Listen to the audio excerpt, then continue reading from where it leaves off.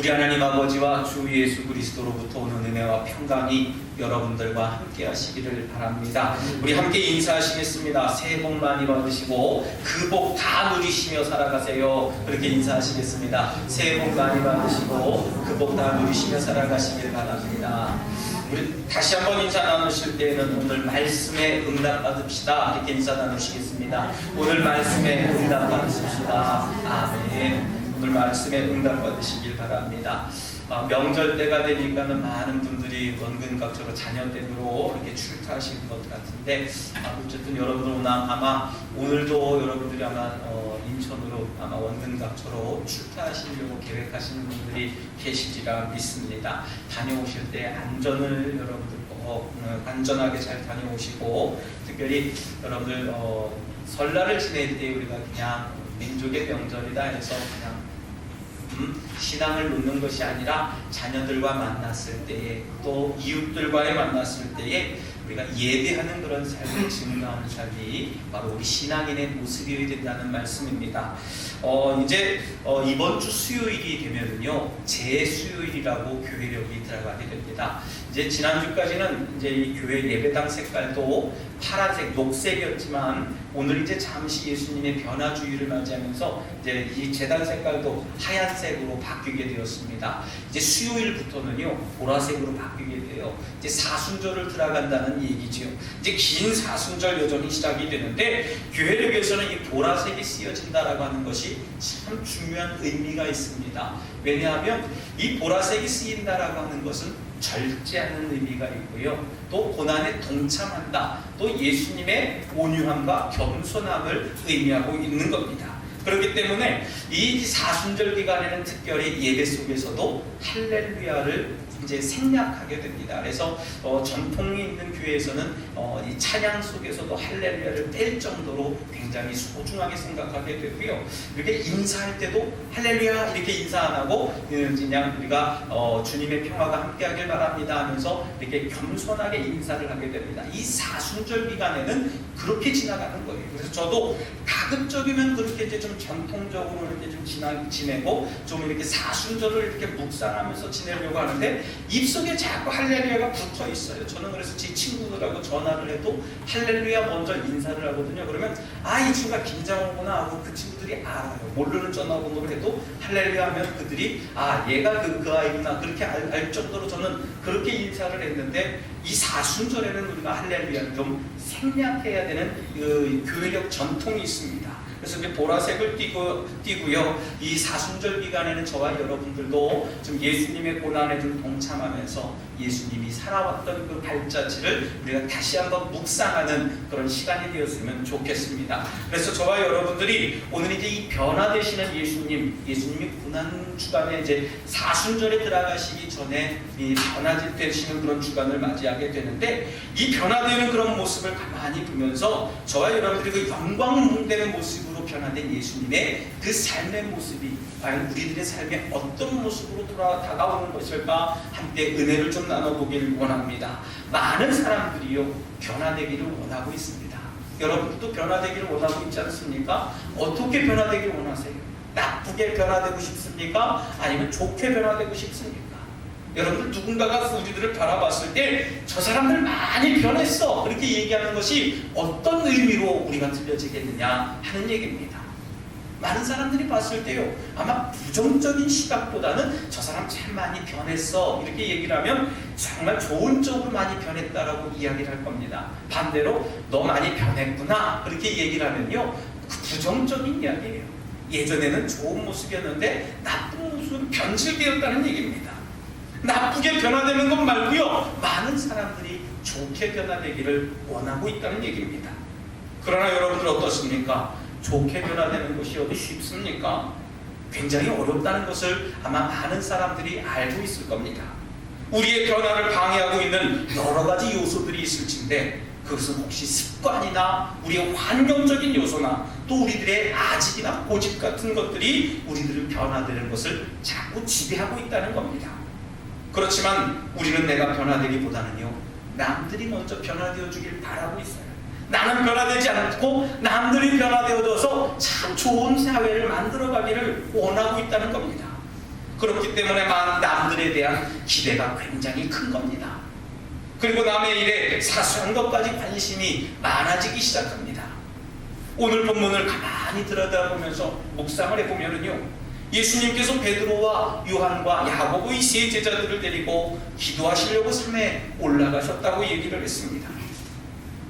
이스라엘 산은요, 우리나라처럼 이렇게 높지가 않습니다. 그냥 뒷동산처럼 그냥 평평하던지 아니면 동산처럼 아주 그냥 완만한 그런 산을 산이라고 이야기를 하게 됩니다. 여튼 주님께서는 이 제자 3명을 데리고 산에 기도하러 올라가셨다는 얘기예요. 그런데 기도를 하다가 보니까 우리 주님의 용모가 변화되었다는 얘기입니다. 주님의 옷이 휘어져서 광채가 났다는 얘기예요. 그렇게 변화된 두 사람, 성경에서는 누구라고 얘기를 하냐면 모세와 엘리야가 서로 이야기를 하게 되는데, 그 이야기가 무슨 얘기냐면 장차 예수님이 고난받으시고 돌아가실 것에 대해서 이야기를 했다는 얘기입니다. 그러자 베드로가 나타나서 뭐라고 얘기를 하냐면, 주님, 내가 여기 있는 게 좋사오니 여기다가 초막셋을 짓겠는데요, 하나는 주님을 위해서, 하나는 모세를 위해서, 하나는 엘리야를 위해서 짓겠습니다 라고 그렇게 얘기를 합니다. 그런데 참 재미난 이야기는 자기 자신이 하는 얘기가 도대체 뭔지 알지 못하고 얘기를 했다고 얘기하는 것이 오늘 본문의 정황에 대한 이야기라는 얘기예요. 오늘 본문의 말씀을 통해서 변화되신 예수님의 모습을 보고 언제 우리의 모습과 심령이 변화가 되는지 함께 은혜를 나눠보길 원합니다. 제일 먼저 어떨 때 우리의 모습이 변화가 됩니까? 기도할 때 변화가 되는 줄 믿으시길 바랍니다. 저는 전도사 때는 명절 때만 되면은 기도원에 올라가서 기도를 했습니다. 뭐 근심거리나 걱정거리가 할 문제가 많아서 기도원에 올라갔던 게 아니고요, 명절에 어정쩡한 시간을 보내기 싫어서 제 마음속에 그것을 극복하기 위해서 기도원에 가서 기도해야 되겠다 하는 그런 마음이 들어서 기도원에 올라가서 기도를 하게 되었습니다. 기도원에서 이제 기도를 하고 일정을 마치고 집에 내려오는 그런 순간이 되다 보면은요, 제 심령에 변화되어 있는 것을 많이 보게 돼요.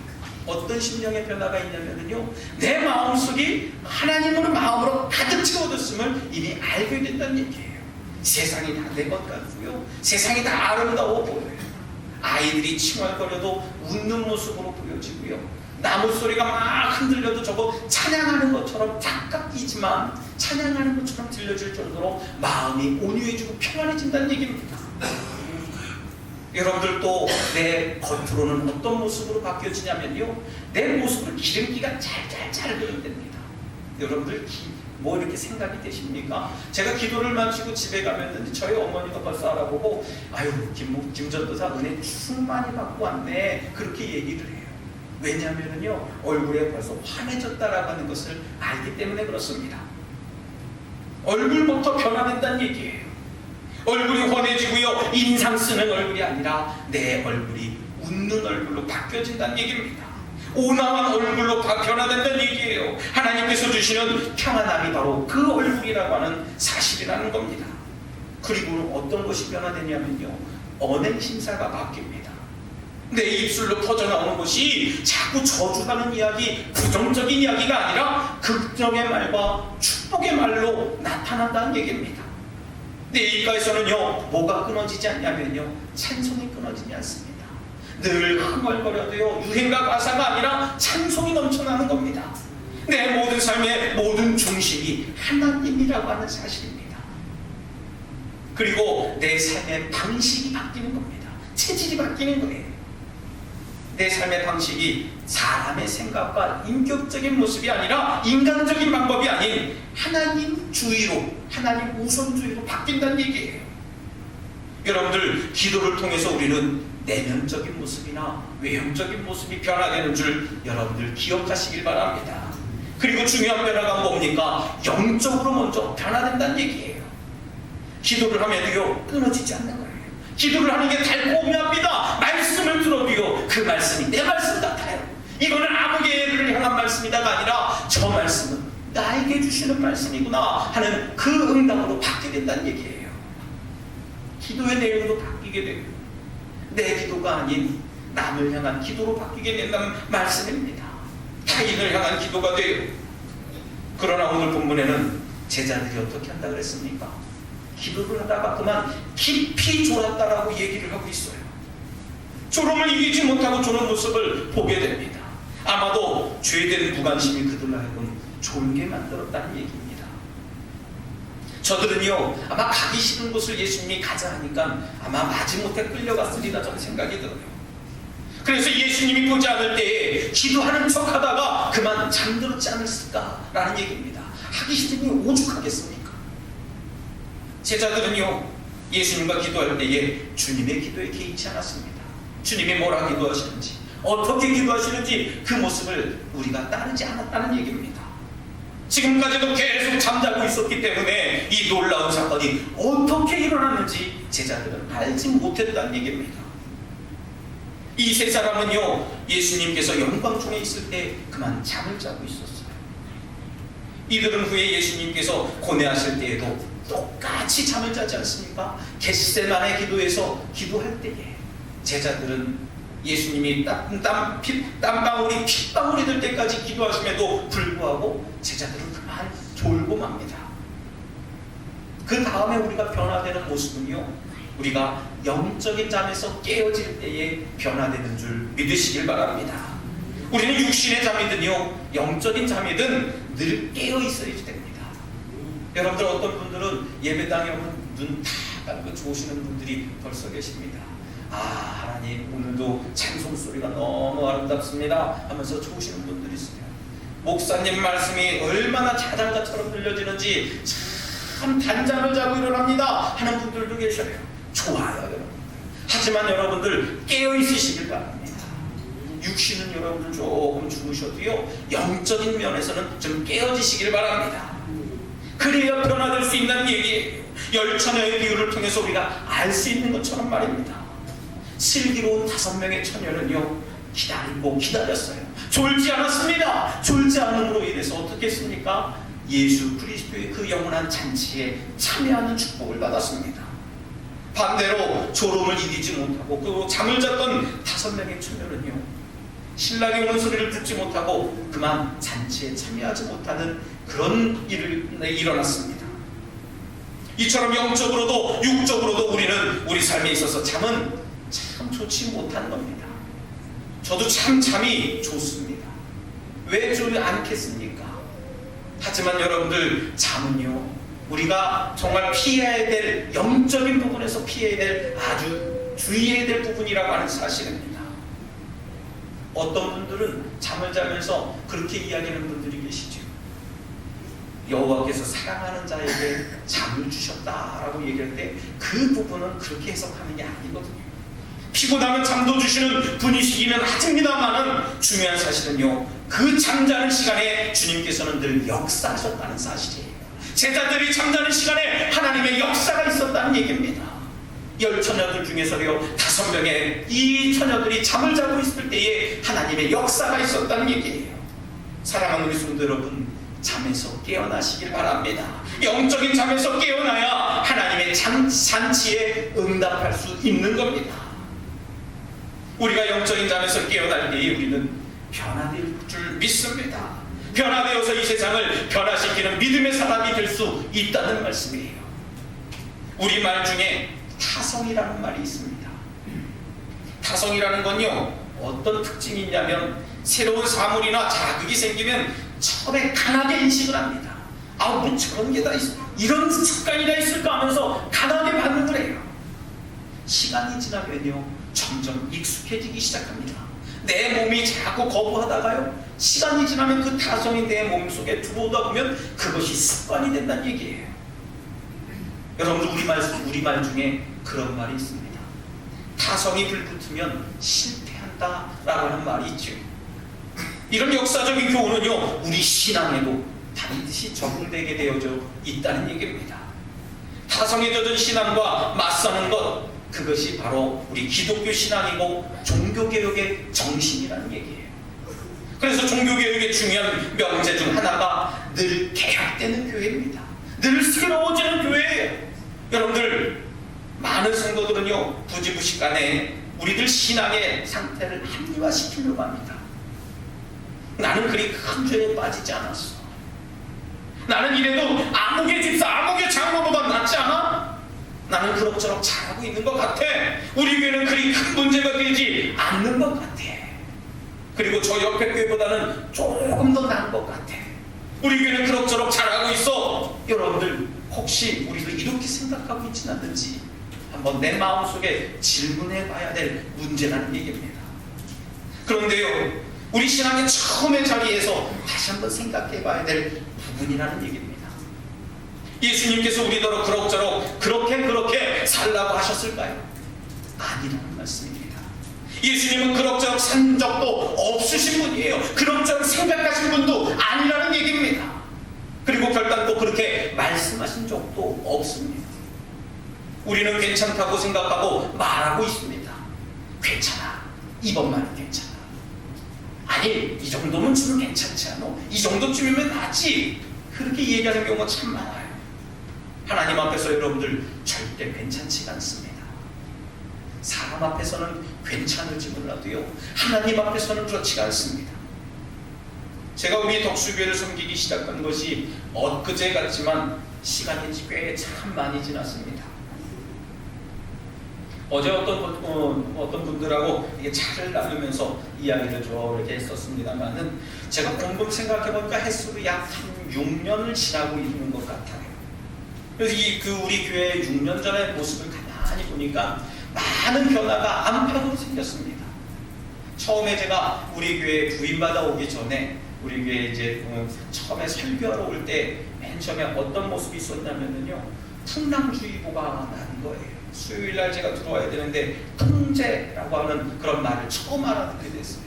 저 연합무대에 딱 갔더니 통제라고 써있어요. 제가 전화를 해서 장로님 통제라고 하는데요. 그래서 전화 끊고서 그 안내양한테 물어봤습니다. 도대체 통제가 무슨 말입니까? 그랬더니 배가 안 뜨는 거예요. 그렇게 그럼 언제 떠요? 오늘 안 뜨는데요? 나 가야 되는데 안 된대요. 통제된대요. 그 다음날도 그 다음 이제 주일날 오기로 되어 있는데 그만보다 잘 왔어요.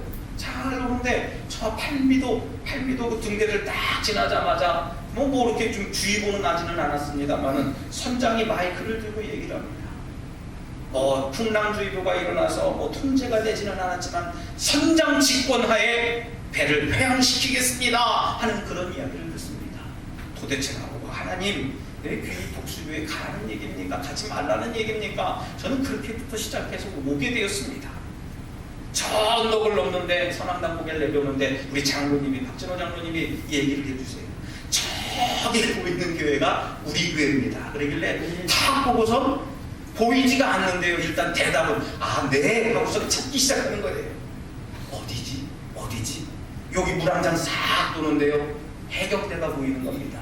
야, 우리 교회 참 깨끗하고 이쁘네. 거기가 아니고요, 그 위에요.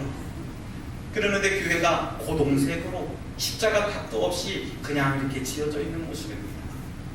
마음속에 얼마나 낙심이 됐는지 몰라요. 솔직히 기대하고 왔습니다만은 이런 모습일지 몰랐거든요. 예배당을 문을 열고 다 들어오는 순간 여러분들 어떤 마음이었을까요? 마음속에는 감사의 감격도 있었습니다만은 하나님, 이 종이 여기 온 순간부터 부흥하고 성장하길 기도합니다. 그때부터 기도하기 시작했더니 하나님이 부어주신 줄 믿습니다. 여러분들, 제가 담임 목사가 된 이후로 우리 교회는 이전에 타성이 젖었던 그런 여러 가지 양식들을 걸어버린 줄 믿습니다.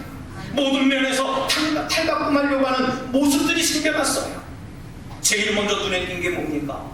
우리 예배의 분위기라는 얘기입니다. 사람들의 얼굴 표정, 교회를 섬기고 헌신하기 위해서 자발적으로 내놓는 그런 헌신의 열정들이 이곳저곳 나타났다는 얘기입니다. 이곳저곳에서 어렵지 않게 생동감 있고 열정이 있고 역동적으로 움직이는 그런 교회가 되었다는 얘기예요. 이런 생동감을 바탕으로 매 순간 변화된 교회가 오늘 우리 교회가 이루어졌다는 얘기입니다. 이제는 어떤 모습을 갖게 됩니까? 하나님 말씀을 온전히 이루어가는 거룩하고 복된 믿음의 교회가 되어질 줄 믿습니다. 그런데 요즘 우리 모습을 냉정하게 되돌아보게 됩니다. 점점 타성에 젖어갔어요. 어느새 우리들은요 나사렛 사람들처럼 되고 있지 않는지 염려스럽습니다.